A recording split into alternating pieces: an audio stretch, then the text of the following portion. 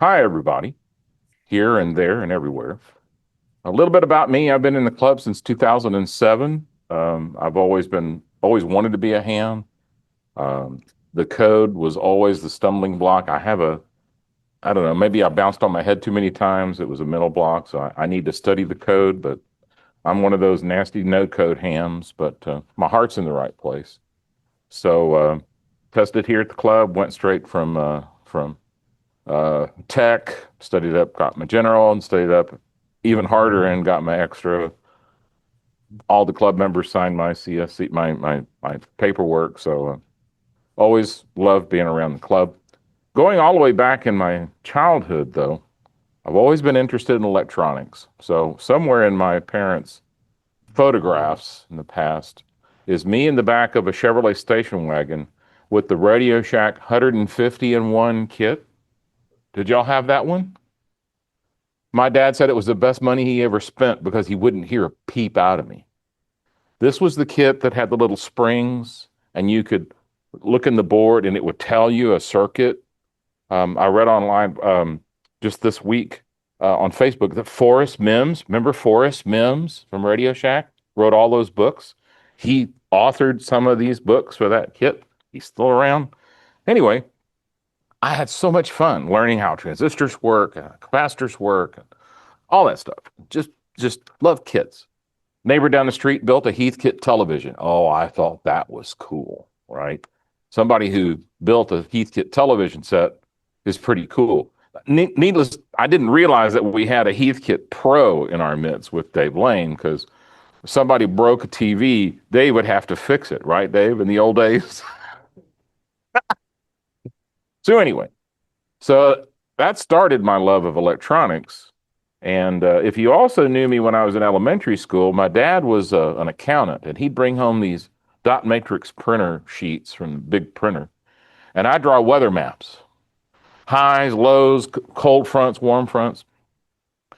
I always wanted to be a meteorologist. Everybody wanted to be, wow, really cool weather, right? Well, in the 70s, a kid growing up in the 60s and 70s, you either went in the Air Force, well, remember that's Vietnam, we're getting out of Vietnam, or you went to A&M. I couldn't afford A&M. My dad couldn't either. I couldn't afford Penn State, and I was kind of a homeboy, so I just didn't want to leave home like that. So I went to University of Houston, went to Alvin Junior College, North Harris County College, and Sam Houston, and ended up in computing. Ended up with IT instead of weather. Of course, I love being skywarn now because it's a hobby rather than a job. So I've played with computing hardware all the way back from the 80s, 70s. DECs, VAXes, PDP-8s, all the PDP hardware. Was on the periphery of all the stuff from PCs. I was in Houston when Compaq started, so I met some of those guys when it was just first early on. So PC hardware has always been fun. Always built my own stuff, but hardware is kind of boring without software. You can have cool circuitry, but unless you give it something to do, it's kind of boring. So over the years, different jobs that I had, I started experiencing lots of operating systems. Okay, IBM AIX, Unix, AIX. I'm sure there's a few AIX fans in the house. HPUX, yeah. DEC VMS and Ultrix. See, Kevin and I share. Yep. I bet you haven't thought of Ultrix in a while. What about Sun OS? Not Solaris, Sun OS. See, that goes back. SCO Unix. We can go all through the SCO nightmare. MS-DOS, Windows from 3.1 all the way to Windows 11. I started playing with Linux with Slackware, which was a box of floppies when it first started. When Linux started, you bought the floppies and you got the Linux operating system for free. So really liked Mandriva back in the day when Mandriva was just getting started. That was out of France. Played with Red Hat, played with CentOS. Oracle Linux paid my mortgage for a number of years. And so I've been looking for a desktop replacement, something to replace Windows. I've played with several, talk about them a little bit. Linux Mint is my favorite Windows replacement at the moment. I'm going to show it to you in a few minutes. I really think it's cool. Now, why am I abandoning or trying to abandon Windows? Well, it's fashionable these days to do so, but I just think that Microsoft has just lost its care about us. They're more worrying about the cloud and about AI and corporate, and they look upon us as a product. Um, you don't own the OS, you just rent it. Copilot everywhere. And when they forced Microsoft recall down people's throats, that really ticked me off. I just couldn't stand the thought of Big Brother watching over my shoulder, recording everything I do.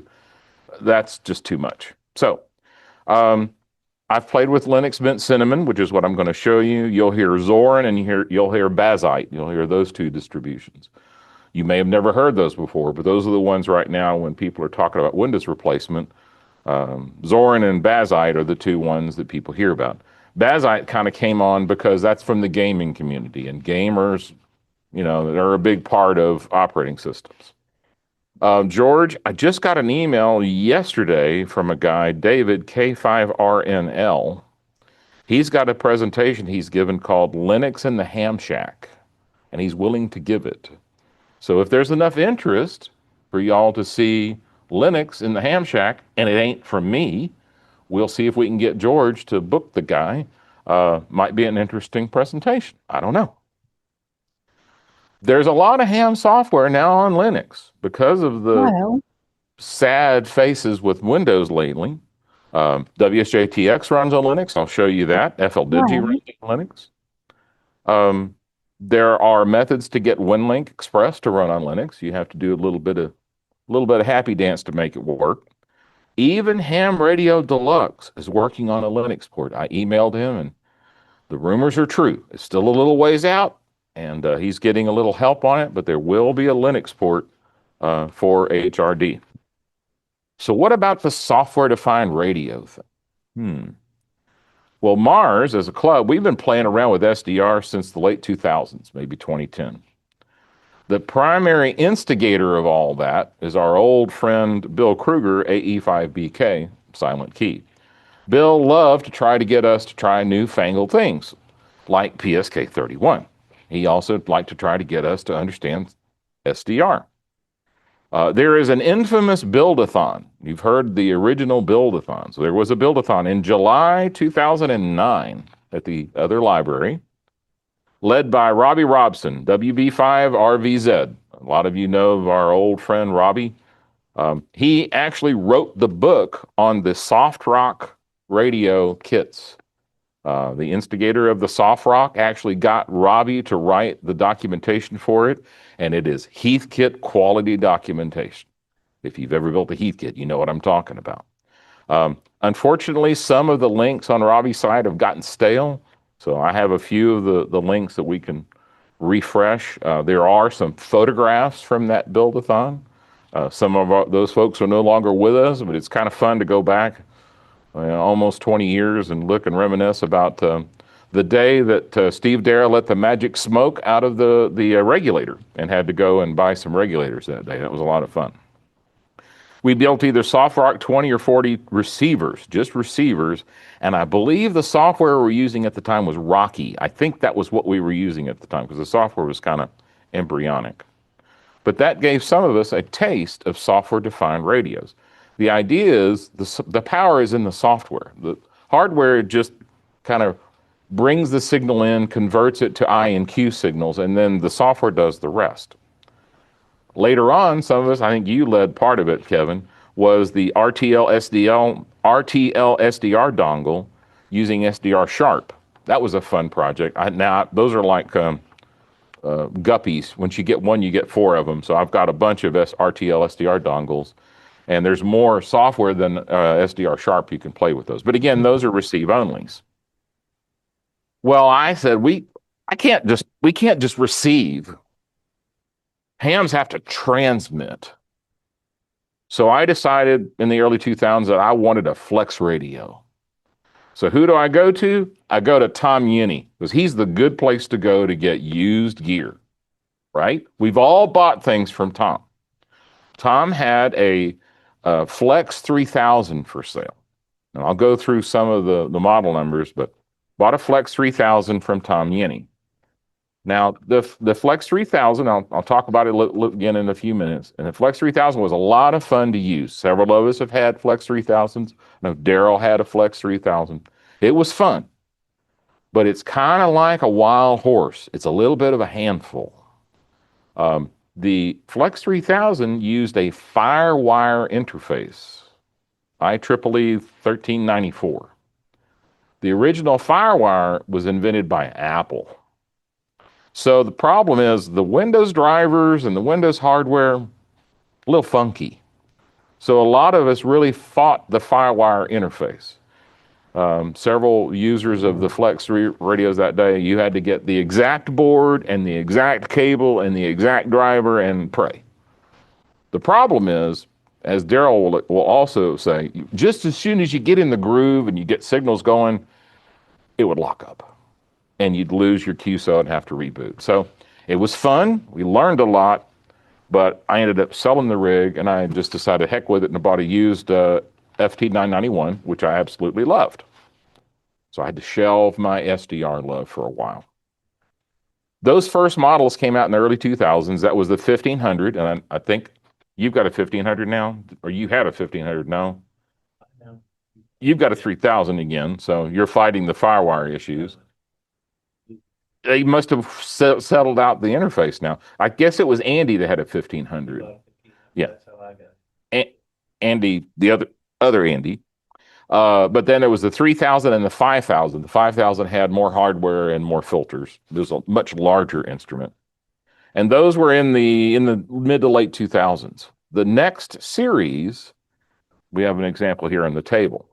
It's the 6000 series, which came out from 2012 to 2017. Of course, FlexRadio is based in Austin. The 6300 is what I have, which is the entry-level Flex. There's a 64, 65, 66, 67. There's some various M models that have some interface on the front.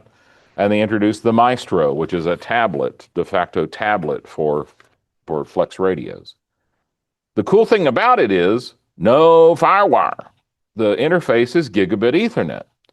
There are custom ASICs, application-specific integrated circuits, that are in the radio, which does all the heavy lifting, all of the floating point math, all the hard stuff is done in the radio. The PC is just the display, so it doesn't need as much horsepower, and all of the data, gigabit Ethernet has plenty of bandwidth for the display portion. Currently, the models are the 8400, 8600. They have M series of that. The main thing there is more ASIC power and more features and more price. So last summer, I was suddenly retired and I had some radios to trade. And, Richard's always wheeling and dealing. So I took a whole bunch of my rigs to MTC because Richard is the factory outlet for Flex. If you want a reconditioned Flex, if you go even to FlexRadio's site, it comes from Main Trading. He has the deal. He's the dealer for reconditioned used Flex radios. Made a great deal on this 6300. This one also has the optional internal antenna tuner, which makes it really cool. So, FlexRadio, unfortunately, has always been a Windows development house. I've talked to Gerald Youngblood at many places, and he goes, I don't care, we're a Windows shop. I don't care about anything else, I'm a Windows shop. Power SDR, which was for the older hardware, was only on Windows. Smart SDR was only on Windows. A group of third-party developers worked with Flex, got permission and a license, and has ported Smart SDR for Mac, and it was released in August of 2020. So all you Mac heads out there, if you want a Flex and you want to run it on your Mac, it'll cost you $99.99. You have to buy the software. It's not free like it comes in Windows for the Flex. For Windows, it's free. The Smart SDR for Mac is a $99.99 license. So, with Windows desktops gaining traction, Windows 11 losing ground, we come to where we are today. So first, let me share. Hang on. Let me share my screen right now, because what I want to show you is where we have been. So what I have here is the latest version of Smart SDR. So I'm going to fire it up. I am running on a piece of e-waste, a 6th generation Intel tiny PC with 8 whopping gigs of RAM and an SSD. And that is running Windows 11 illegally, or not illegally, but Microsoft says, no, you're not supposed to run Windows 11 on that. Throw it in the trash. I have a problem with that, y'all. So Windows 11 is running on here, and it runs just fine. Here's my Flex. We're on 20 meters. I'm happen to be on the FT8 part of the band. I'm going to fire up WSJTX because it's kind of interesting to see. I've got a pair of hamstick dipoles out there just about this far off the ground, and you can see when it has a chance to decode, we're getting lots of decodes. As a heads up, 6 started to run this week, so if you want to get on the Magic Band, now's the time. It's running. Let's let this thing catch up and have some decodes.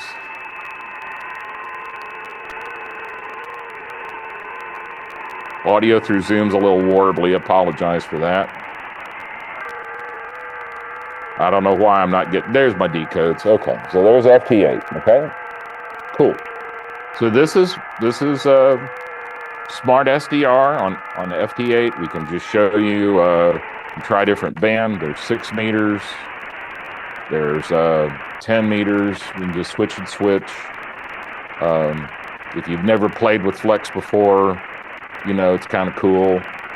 The waterfall is really nice because you can pounce on sideband signals. This thing can have 2 pan adapters. You can have 2 slices of frequencies you can watch. So what's nice about Smart SDR is you've got power meters, you've got your variable both tune and the RF power for output. You've got some microphone settings. You've got, you know, different things you can do with the software. It takes a little time to learn where all the controls are, but there it is. Okay, so this is the Windows version of FlexRadio Smart SDR running on Windows 11. Great. Okay. But I want to run this on Linux. So let's reboot to Linux. It'll take me a second. I don't know what that car is doing, but. So the name of this product, this free open source tool, is AetherSDR. And it is an open source, cross-platform, as they say, revolution in SDR software. It's a native client for FlexRadio. They haven't started working on a port for other, but they might decide to port it to other SDR radios that are out there. It's completely from scratch in Qt6 and C++.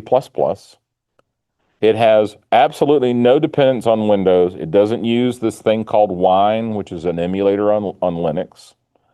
And the whole core goal of this thing was to be able to produce Smart SDR on Linux, every feature natively. So Jeremy Fielder is a ham. I'll get his call sign here in a minute. And around Christmas holidays, he had an idea. It was like, you know, I'm doing a lot of stuff with AI coding. I'm a software developer and I'm a ham. Wonder if it's possible you could take the source code for Smart SDR, which is open source. I mean, you can get this open source out there. Wonder if we could port it to Linux. So he started noodling with it in his spare time. Started in probably January. And this email, which is an iChart, was posted to the FlexRadio community on March the 16th. Hey, I've been building a native Linux client for our FlexRadios and wanted to share it with the community. It's called AetherSDR. He posted it at a 0.2.0, and it already worked. Okay? He already had the basic code working, and he was asking for help. Now, what they were using is Claude. I know there's some people in the room that use Claude. Claude can be an assistant in coding efforts. One of the things that they did was they had to contain Claude. They had to keep Claude from being naughty. Okay. Once a piece of code was done, they have to tell Claude, I know you want to be helpful, leave it alone. Okay. Leave it alone. All right. So the initial build took only 3 days. So what they did is they used people and AI together as a team. They didn't just let it go wild. They didn't let it hallucinate. They managed it. And the whole thing was designed to be a community. So they used some rules as governed by something called Cisco Foundry to make it a collaborative process. Developers don't, I mean, there's averaging 50 pull requests per week. So it's an active development. He's had at least 18 people around the world contribute code. So people volunteer their time to help develop this. Jeremy Fielder, KK7GWY, has been the main architect.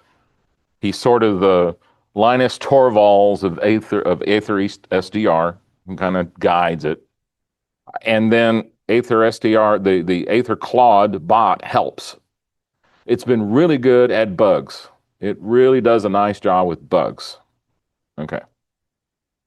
So it launched in March. At the end of March, it was working with WSJTX. It took them 2 weeks. In this month, they have changed to a date version code because it's, as far as they're concerned, it's production. I don't know where that came from. Oh, okay. So I'll show you in a minute that they're trying to make it super duper easy. So the Linux port is released as something called an app image. Have y'all played with app images yet? Okay. It's 90 megabytes. One file.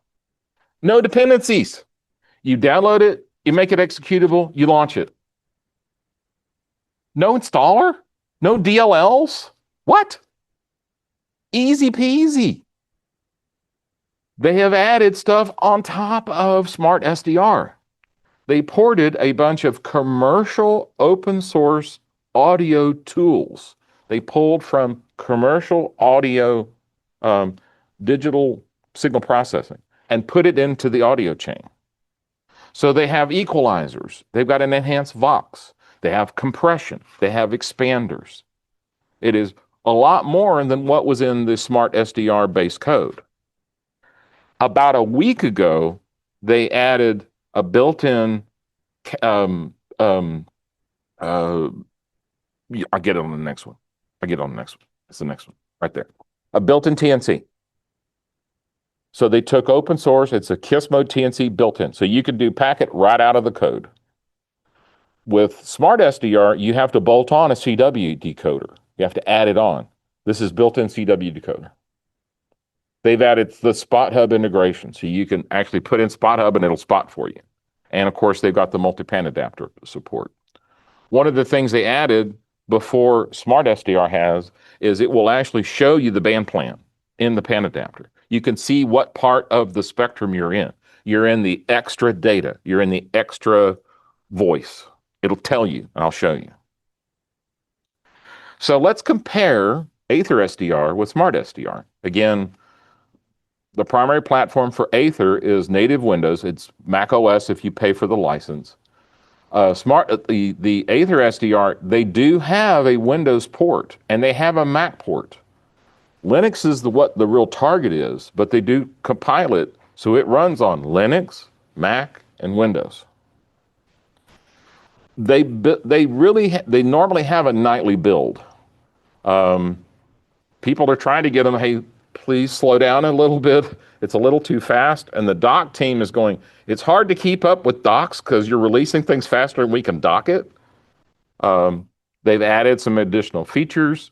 One of the things for the remote guys, and I wish Eric was around, it will actually run through WireGuard VPN. So you can do remote through AetherSDR without funky business. It will tunnel through VPNs, which is pretty cool. Okay. And it's completely free and completely open source and always will be. Now, yeah, it's still sort of at a beta. There's bugs, they'll have a nightly bill and somebody will say, this broke. And Jeremy says, yep, got it. It'll be fixed tomorrow. That's pretty cool. There's a couple of different audio, there's DAX, which is people that have played with Flex. It's this digital audio path for tying in other things. There's also something called SmartLink, 2 different ways of doing audio, little bit of system crashes, but I have never seen something that went from an idea at Christmas to pretty much production code in 6 months. Are you nuts? I've never seen anything like it. So why we talk about it, let's just run it, for crying out loud. All right, let's do it. Here's the link. Again, it's an app image. It's already up. Just like that. We're on 20. Now you'll notice it looks a lot like that's on Zoom, so that's on yours. That's yours. Maximize there. There you go. Okay. So again, you're seeing a little bit of Zoom anomalies, coming through, but this is, the WSJTX. We've got S meter, we've got the different RX controls. This is set up with FT8, so we've got that.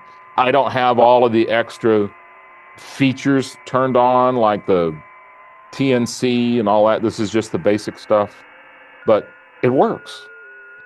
Just right out the box, it works. I'm gonna do this because I want to bring up this because we all love our WSJTX, and it just plugs in and goes. So one of the things that it uses in the settings, they are using something new, and I need to talk about this more or research it more. They're using TCI. It's a new interface for looping in a lot of your ham radio stuff. So it could be switches, it could be audio, it could be antenna rotators, all kind of stuff. And so they've added this TCI client, and it runs stuff over IP. So it's just as easy as setting TCI client RX1 and localhost and its interface. For audio, it's got the TCI audio. So it's audio and the interconnect all one. It was super easy to get AetherSDR to talk to WSJTX. Just easy. I'm running on a pair of ham sticks out the door. This is 20. I cheated and tuned them before, so we'll see if there's any 6 left. I don't hear any 6, so 6 has already gone to bed. Let's go to 10. 10's gone to bed. What about 12? No, 12's gone to bed. Well, it is 7:46. Oh, there's a little bit there. Let's see. Yeah, there's 1 out there. Probably still some 17. No. A little. All right. So this helps me get over the hump of kicking Windows one more way to the door. Okay. Now, am I going to replace all of my rigs and all my computers in the house with Linux Mint? No, I'm going to keep one around. I'll probably keep my big honking Core i7 desktop around with Windows 11, reluctantly. Maybe I'll make it dual boot. But remember, this is running on a piece of e-waste. And a $90 eBay special. It runs fine. It's running at 19, if you look, CPU, it's running at 20%. We don't need to throw this hardware away, y'all. There's no reason to. Questions, comments, sorry about my passion, but I think this is really cool. Yes, They have the driver for the flex knob and those third-party knobs. Yes, they have that driver working. There's a thing called a stream audio device, something. They have that work. They have that work. Again, you get the community going and they've got a piece of hardware and they go, okay, we'll go get the driver working. Yeah. Yeah. It works with the Maestro too. Yeah.